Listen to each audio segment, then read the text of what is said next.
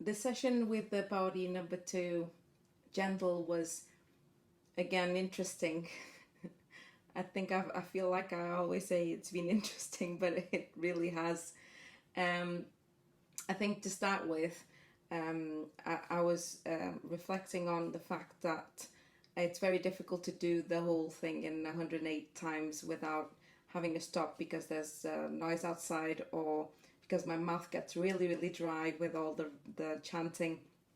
So there's been a couple of times when I had to stop and I'm going to have to edit the video. Um, and it's at the beginning I was a bit upset about it because obviously it's almost like I'm proving to you guys that I can do the 108 and I can do it. Um, but it's okay also to not be perfect and to accept that sometimes things aren't exactly how I've imagined them to be, like what I've said on the intro video for Power Read number two. Accepting how things are is very important. And then Power number two kept telling me about being present.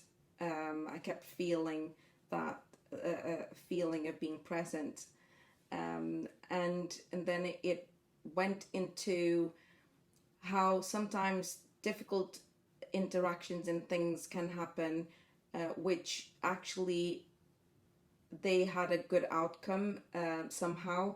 I'm talking about something that happened today. I can't give you specifics, but a difficult interaction that caused someone to then not go ahead with something they had planned with someone. But that in the end, it was better that it finished, it stopped that there than that relationship carrying on and it becoming a bigger problem. So obviously it's difficult to have a difficult interaction and to have a problem in the moment, but then in the moment as well, learning that from that situation, one, because continuing that situation would have been bad for the person, and two, knowing that in future you should say different things or you should act differently is a good way of looking at it and thinking, I can actually, yeah, I am upset. I can actually, I recognize I'm upset. I will be upset for the next few hours and maybe shaky. However, I can also learn from the situation and inform myself for when situations like these arise again. And then there's always this thing about, oh, I should have known, I should have seen the signs. And the thing is, we're all blindsided in one situation or another. The thing is not to be caught up on that. Yes, obviously, I get upset when I'm blindsided, and the work is to go through that upset and then at the end of that upset find what can I learn from this and how can I do things so it doesn't repeat itself, and if it does, can I learn to not be as upset or to overreact when the situation arises. The other thing that was coming to mind and that I had also talked about is about how other people's life looks luckier than mine or better than mine.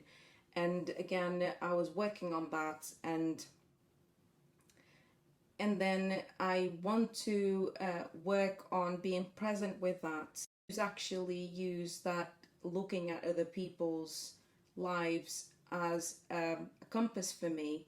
Okay, that's so if I see someone do something that I like, I'll say to myself, okay, that's something I would like to do, something similar or go towards that, but be accepting of what's the result of that situation then will be, without expecting it to look like what that other person's life looks like or that other person is capable of doing.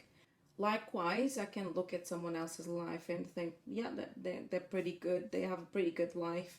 However, there's some things that they do or they've achieved that I'm actually not interested in, and that is simply informing me that that's something I don't need or like, or that I will want, that I won't work on because it's not in my interest. And being able to be, I like this thing that I've created in my mind, which was a while ago. I said to someone, I'd like to be carbon neutral in my mind, and it's very difficult. It's difficult. It's so difficult, but I keep on trying to work in even reciting these chanting these pauris is so helpful in that. In days that are emotionally charged, like today, which has been emotionally charged, it made me feel so trusting and stable inside that it would all work itself out. So it kept telling me, be present, come back to the verse. And sometimes my words in my mouth would get all mixed up. There's two parts of this verse, this pauri, that are very similar. I'll chant it quickly now. Hukmi hovanji, hukma milai variai, hukmi utamnich, hukma lik duk sukpaye.